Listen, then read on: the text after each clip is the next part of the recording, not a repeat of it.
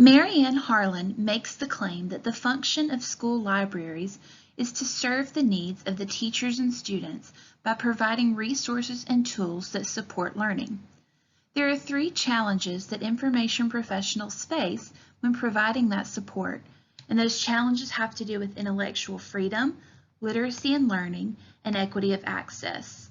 While all information professionals deal with these issues across the different library sectors, these challenges look different within a school community and require a unique set of skills in order to be resolved or addressed.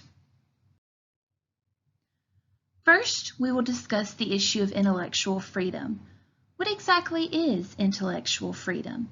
The American Library Association's Office of Intellectual Freedom defines it as the right of every individual to both seek and receive information from all points of view without restriction. This right applies to children and adults and is protected by the First Amendment to the United States Constitution. A major threat to intellectual freedom, though, is censorship, which ALA defines as the suppression of ideas and information that certain individuals or groups of people may find offensive, dangerous, or objectionable. While ALA has adopted, revised, and updated a library Bill of Rights to fight back against censorship, Altman has found that some school librarians still struggle to include some material that may be seen as controversial in their libraries. While the libraries in Altman's study believe that intellectual freedom is important, they still have difficulty applying that belief to their collections and materials. Altman found that the books and materials that school librarians select tend to align with the beliefs of the community where the school is located. This leads books with LGBTQIA+ characters or diverse religious representation being left out of a school library's collection. Intellectual freedom may also be challenged through the use of internet filters. The Children's Internet Protection Act, or CIPA, requires any entity that receives federal funding to install internet filters that restrict a child's access to information, such as pornography and violence. Excessive filtering may limit a student's ability to utilize the web at its full potential. Gorman makes the radical point that children should not be limited in their search for information, despite beliefs held by many adults that children should be shielded from sensitive and mature content. The next issue that we will discuss is literacy and learning. Gorman claims that literacy involves reading, writing, and the ability to express oneself fully. However, there is a literacy divide among us.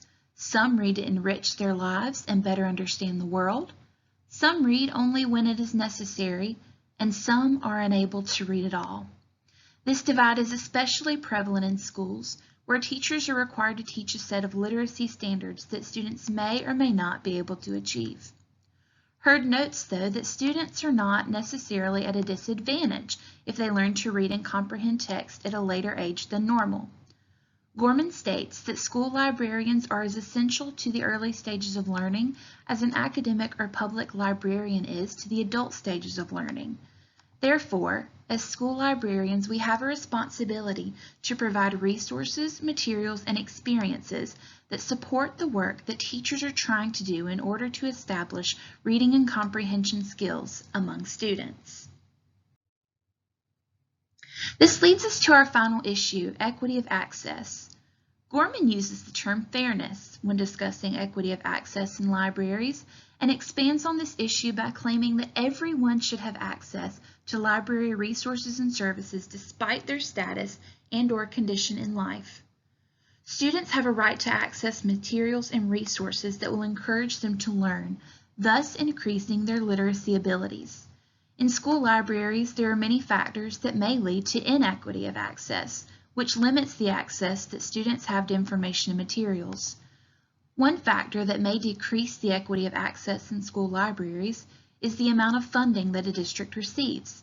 Some school districts are more well off than others and are able to provide more access to print and digital resources.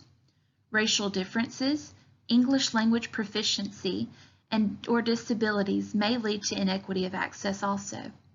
Inequity of access may also be negatively affected if a librarian does not utilize modern practices to teach 21st century skills to students, or if a librarian is biased when building collections.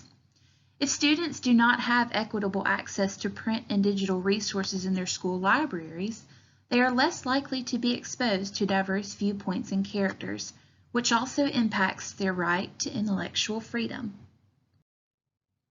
So what can we do as school librarians to combat the issues surrounding intellectual freedom, literacy and learning, and equity of access?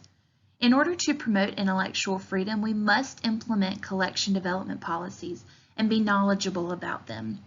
These policies must also include a process for reconsideration of materials that may be challenged. Having a firm collection development policy and sticking to it will not only promote intellectual freedom, but it will also ensure that your students have equitable access to diverse materials. To improve literacy and learning, create engaging displays that highlight books, genres, authors, and topics within the library. Also, read to students of all ages. Be knowledgeable about best practices in librarianship so that you can ensure equity of skills and access among students, no matter who they are or where they are from. And finally, be an advocate. Advocate for more funding for libraries. Advocate for intellectual freedom for all students. Advocate for equitable access for students from all cultures and backgrounds. As school librarians, we have a responsibility to the students and teachers that we serve, and we must possess the skills needed in order to provide an enriching and equitable library experience for all.